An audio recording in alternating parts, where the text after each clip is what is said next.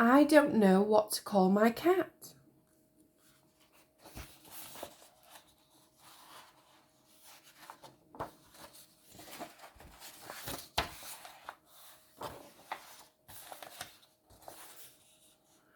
I've got a new cat.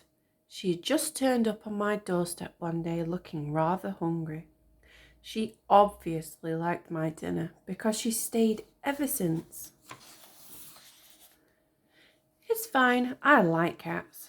There's just one teeny tiny problem. I expect everyone with a new cat has it, but I don't know what to call my cat. I thought Kitty would be just right. Here, Kitty. It wasn't. Sometimes my cat can be difficult to please. So I thought I'd call her Princess High and Mighty. But she didn't seem keen on the dress. I tried out Pat and Lorraine, Tricia and Ethel, Tracy and Jane and Betty, which are all lovely names. But not for a boy. She's a boy.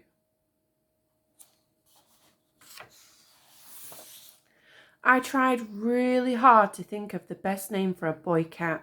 Butch, Rambo, Arnie and Rocky. None of them were right, but then I thought Mr. Maestro was the best fit. He seemed to like it too. Until I decided to join in, and that was the final straw. Where did he go? I looked everywhere, but I couldn't find him.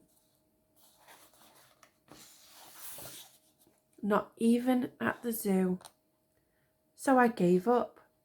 There was nowhere else to look, if only I'd been able to think of the right name. I miss my cat, I said. I didn't invite him to come home with me, but still, my new pets cheered me up. And it turns out Steve was really easy to name, even if he was a bit moody at times. Our days out together were lots of fun, even when Steve was being a bit naughty. Although I did sometimes have the strange feeling we were being watched.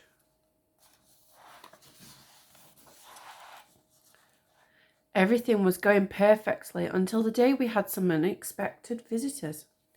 I thought I might have seen one of them before. It was a shame Steve had to leave so quickly. But the brilliant thing was, my cat came back with a collar and a name. Well, I suppose that fits. He was certainly very tricky to name. Tricky. I never did work out why Steve had to go. But maybe one pet at a time is best for everyone. The end.